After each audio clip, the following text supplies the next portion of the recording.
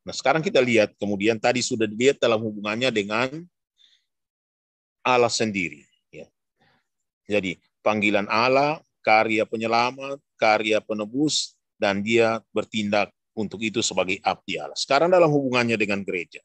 Nah, kesatuan erat dengan Tuhan Yesus secara pribadi dan dalam karya perutusan Tuhan Yesus, ini menjadikan Maria kemudian bersatu erat pula dengan gereja yang adalah tubuh Kristus, yang kali disebut juga bait Allah atau bait Roh Kudus dan umat Allah sendiri. Jadi itu sebenarnya punya ya,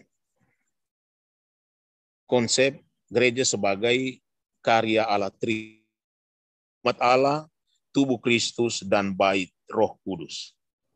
Nah, sebagai anggota awal dan penuh dari gereja, Maria tidak dapat dipahami dengan benar terpisah ya, dan yang mencapai kepenuhan sebagai anggota gereja. Namun kemudian dia hanya bisa dipahami peranannya kalau dilihat dalam misteri gereja itu sendiri. Jadi Bunda Maria dilihat dalam misteri rencana Allah, yakni dalam hidup Kristus dan hidup serta perutusan gereja. Dalam dia, masa penantian umat Allah perjanjian lama berakhir dan dimulai tata penyelamatan umat Allah yang baru, tubuh Kristus dan bait Roh Kudus. Bunda Maria dipanggil berperan aktif dalam hidup dan perutusan gereja dalam dunia menuju gereja eskatologis, gereja yang berjaya, bilang saja. Jadi Bunda Maria berperan mulai dari sini sampai kita semua mencapai kepenuhan kita sebagai anggota gereja. Ia berperan sebagai bunda bagi gereja, figur bunda perawan, model kebahagiaan bagi gereja, dan gambaran dan awal dari gereja eskatologis. Ya. Jadi Bunda Maria sebagai anggota gereja yang pertama dan yang mencapai kepenuhannya, dia menjadi bunda bagi gereja yang akan melahirkan orang-orang beriman yang membentuk juga gereja sebagai bunda perawan yang akan melahirkan manusia yang akan menjadi anggota gereja di kemudian hari.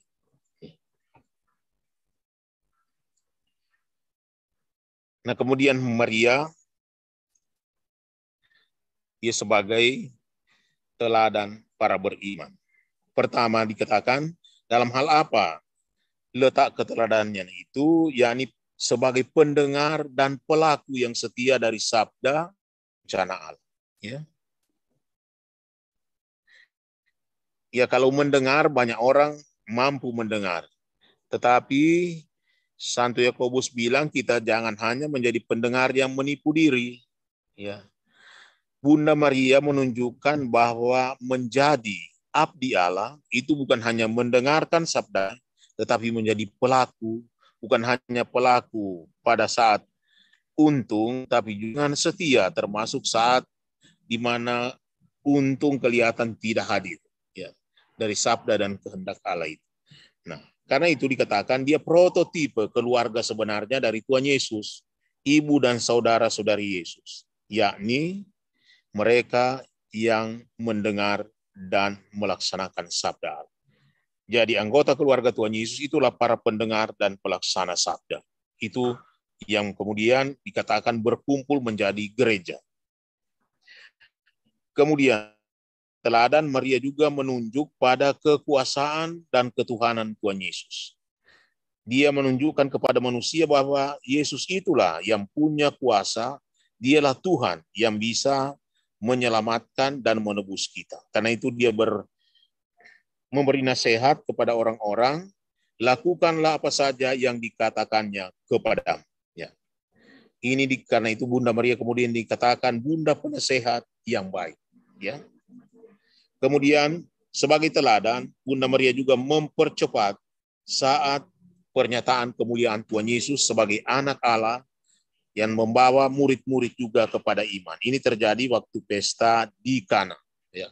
Murid-murid melihat bagaimana Tuhan Yesus kemudian melakukan tanda pertama dan murid-murid percaya kepadanya. Itulah bagaimana Bunda Maria tampil menjadi teladan bagi kita, bagaimana bisa menunjuk kepada Yesus dan membawa orang juga percaya kepada. Nah, dalam arti itu, Maria dan kita semua sebagai anggota gereja, dia ibu dan kita semua sebagai murid-murid, bilang saja anak-anak Maria. Dan ini kemudian dikatakan menjadi simbol dari keluarga besar umat Allah yang baru, Israel dan gereja, yang bisa terdiri dari orang Yahudi Kristen dan Kristen dari bangsa-bangsa lain. Ini sudah dikenal dari abad keempat, di mana Maria dalam hubungannya dengan gereja, dia disebut sebagai Bunda Gereja. Nah, Maria ibu dari murid yang terkasih merujuk pada adalah Putri Sion yang melahirkan umat Allah yang baru dalam sukacita. Ya, bisa dilihat teksnya ada di layar itu. Dan kemudian juga Maria mengantisipasi dalam dirinya semua yang kemudian hari akan menjadi pengalaman hidup gereja sebagai umat Allah. Itu sudah diantisipasi dalam perjalanan hidup Bunda Maria. Dia tidak saja sebagai Bunda Tuhan, sebagai teladan dalam menghayati semua peristiwa yang terjadi dalam hidup gereja. Karena itu Maria disebut, bukan cuma disebut, tapi menjadi prototipe orang yang percaya. Orang yang percaya berhimpun jadi anggota gereja. Banyak orang percaya, tapi kalau tidak berhimpun menjadi anggota gereja, dia tidak menjadi anak dari Bunda Maria. Ya. Tapi mungkin rumput liar. Ya. Kita lanjut. Nah, bagaimana Bunda Maria berperan sebagai bunda bagi gereja? Ya. Pertama, dia adalah sebagai anggota, dan sebagai anggota ia sejarah sampai kepenuhan. Seperti dikatakan tadi, dia menunjuk kepada Tuhan Yesus dan membawa orang-orang untuk percaya kepadanya. Dalam arti itulah dia membuat iman lahir dalam hati manusia, dan dengan begitu manusia lahir sebagai anggota gereja. Kemudian dia terlibat aktif dalam penyelamat dan penebus, serta proses kelahiran kaum beriman dalam gereja. Ia menggerakkan macu kesatuan kaum beriman dengan Kristus Putranya. Jangan lupa, Maria menjadi bunda gereja karena dia juga memacu kita semua. Ya, bukan hanya dibaptis, tetapi sesudah dibaptis, dia mengajak kita untuk mencapai kesatuan dengan Kristus seperti dia sendiri sudah mencapainya.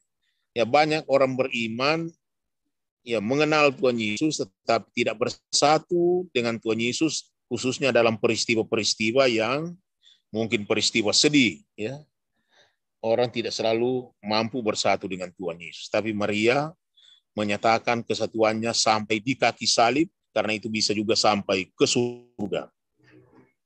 Dan sebagai Bunda Maria itu berperan sebagai pengantara bagi manusia untuk memperoleh rahmat, keselamatan abadi maupun pendorong demi kesatuan gereja dalam persiarahannya. Ya. Jadi lain kali orang bilang, ini Bunda Maria tidak bisa disebut sebagai pengantara cuma satu. Kalau pengantara cuma satu, berarti semua yang lain tidak perlu dan kita tidak perlu bermisi. Karena Tuhan itu bekerja lewat pengantaraan kita semua. Ya. Lewat guru, lewat imam, lewat saja yang membuat kita mengenal Tuhan, itu bagian dalam pengantaraan Tuhan Yesus. Ya. Karena itu Tuhan Yesus mengutus para murid supaya sabdanya sampai kepada manusia. Kalau tidak mau ada pengantara, ya Tuhan Yesus kerja sendiri saja. Nah, begitu Bunda Maria sebagai pengantara rahmat, berarti dialah yang sebenarnya dikatakan benda. Sama dengan presiden juga. Presiden bisa sampai kecil, mungkin orang-orang yang bekerja dalam kebijaksanaan semua yang menjadi keputusan atau kebijaksanaan dari presiden. Begitu juga Tuhan Allah. Bunda Maria bekerja dalam rangka kebijaksanaan Allah, rencana Allah, dan kehendak Allah, dan dia itu kemudian membawa rahmat untuk kita semua. Kita semua jadi Kristen, jadi Katolik juga karena pengantaraan orang-orang yang membawa iman itu kepada kita lewat pengajaran, lewat pewartaan. Dalam arti itu, pengantaraan Bunda Maria bukan mengambil alih atau mengurangi peranan Tuhan Yesus sebagai pengantara tunggal antara Allah dan manusia. Kemudian Konsili Vatikan kedua memang sengaja menghindari gelar Maria Mater Ecclesia atau Bunda Gereja, karena seringkali gelar ini kepada orang-orang tertentu membawa kesan bahwa Bunda Maria lah yang melahirkan gereja. Padahal gereja lahir dari lambung Kristus melalui sakramen, air dan darah yang mengalir dari sana. Dan Bunda Maria itu ambil bagian dalam membuat kita mengenal itu, percaya itu, menerima rahmat yang mengalir dari Kristus sendiri. Nah, karena itu Konsili Vatikan kedua tidak menggunakan juga gelar mediatrix demi menghindari salah paham akan peran Kristus sebagai satu-satunya pengantara Allah dan manusia. Jadi yang ini hindari salah paham, bukan kebenarannya.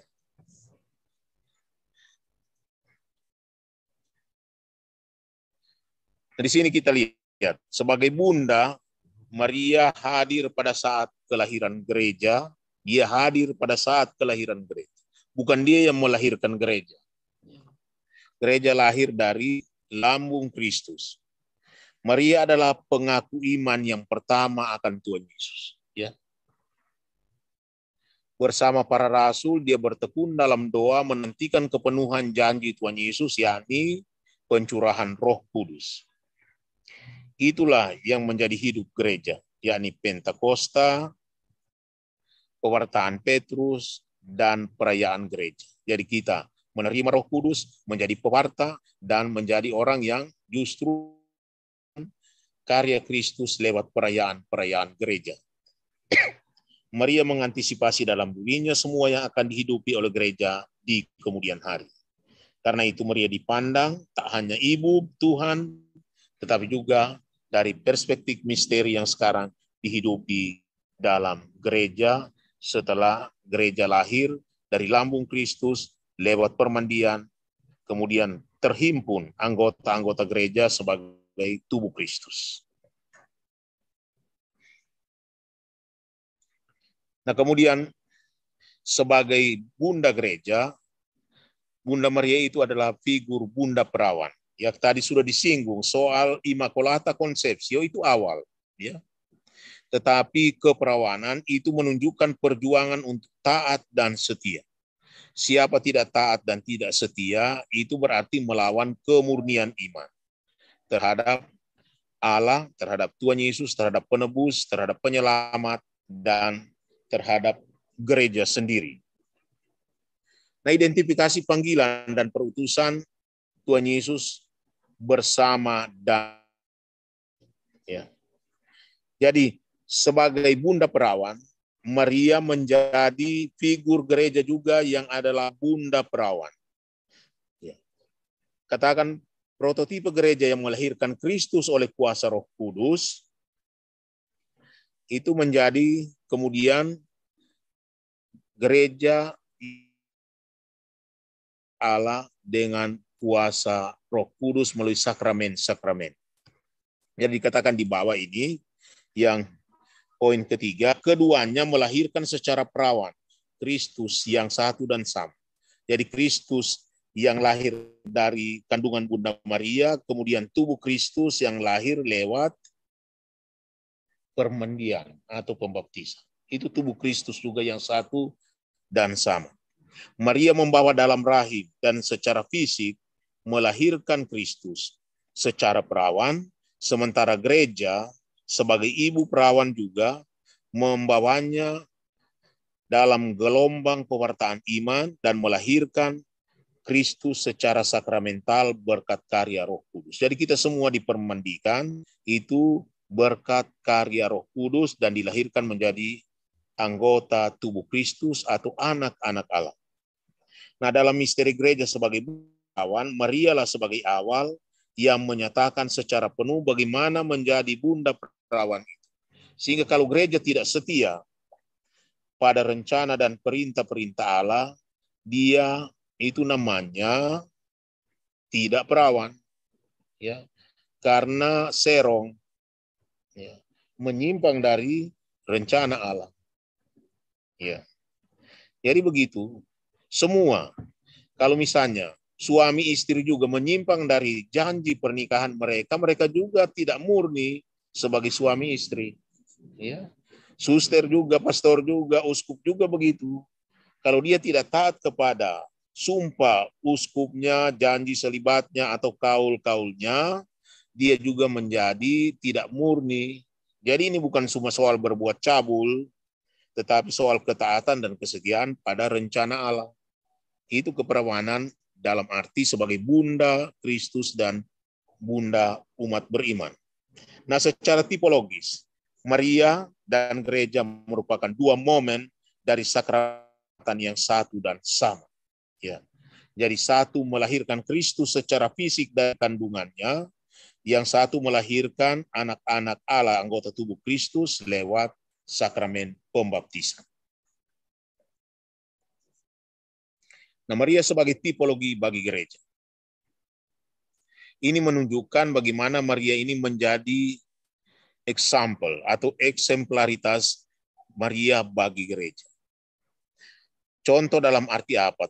Teladan dalam arti apa? Dalam arti mewujudkan secara tuntas panggilan hidup sebagai murid Tuhan Yesus dan anggota gereja, yakni terlibat dalam mental dalam karya keselamatan. Ya, tapi tidak pernah melibatkan diri dalam kegiatan apapun. Ya. Dan kalau begitu, dia tidak ikut bagaimana menjadi anggota gereja dengan ikut dalam semua peristiwa hidup Tuhan Yesus, mulai dari kandungan sampai terangkat ke surga. Nah, ini persoalannya bukan menjadi orang baik atau orang tidak baik, tapi persoalannya di sini kita tidak akan mencapai destinasi kita yang ditentukan oleh Tuhan. Dan pencapaian destinasi itu tergantung kesetiaan kita ambil bagian dalam peristiwa-peristiwa fundamental karya keselamatan itu sendiri. Nah, Maria menjadi model dari perilaku religius, etis, dan moral dalam siara iman, harapan, dan kasih, yakni orang itu religius, orang itu punya etika moral dalam siara iman kalau dia taat, setia, total, dan utuh pada kehendak Allah. Itu ukuran kereligiusan kita atau moralitas kita. Iman yang ditunjukkan oleh Bunda Maria itu bagaimana kita bisa melintasi kegelapan peristiwa sejarah keselamatan. Ya. Banyak kali kalau ada persoalan, ada tantangan, ya bisa dihitung dengan perhitungan secepatnya bisa.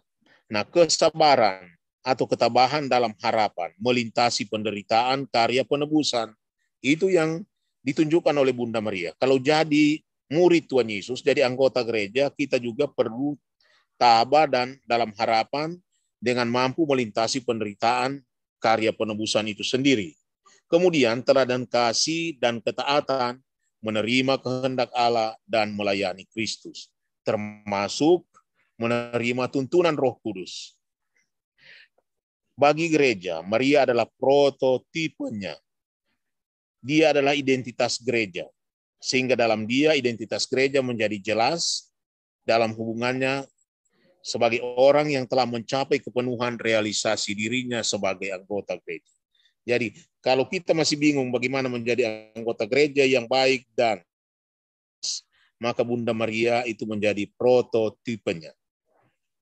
Komitmen mencapai kesatuan dan keserupaan dengan Kristus dan atau menjadi Kristofania, ya, pembawa Kristus di antara manusia. Nah, kemudian terakhir Bunda Maria menjadi gambaran awal dari gereja eskatologis, ya. Jadi kita tidak hanya jadi gereja di dunia ini, tapi kita jadi umat Allah, keluarga Allah nanti ketika kita mencapai destinasi yang sudah ditentukan oleh Tuhan, yakni menjadi gereja berjaya di surga. Nah, pengangkatan Maria ke surga menyatakan masa depan mulia dari gereja, dari kita semua. Jadi kalau belum tahu masa depan bagaimana, itu jelas dalam perjalanan Bunda Maria mencapai surga. Kita Wahyu bilang dia wanita yang bermahkotakan 12 bintang dengan bulan di bawah kakinya. Jadi kalau lain kali orang dapat bintang sampai 4 sampai 5, Bunda Maria dapat 12. Nah, kan itu Bunda Maria menjadi tanda harapan pasti, kepenuhan akhir hidup dan perutusan gereja dan hiburan dalam siara gereja di dunia. Nah, realisasi nyata masa depan gereja yang dipanggil untuk mencapai kemenangan dan kemuliaan penuh dalam persekutuan dan keserupaan dengan Tuhan Yesus. Itu kalau kita melihat juga prototipe dari gereja eskatologis. Berarti masa depan kita itu gambarnya, wujud nyatanya itu tampak dalam Bunda Maria yang mencapai destinasi yang ditentukan oleh Allah.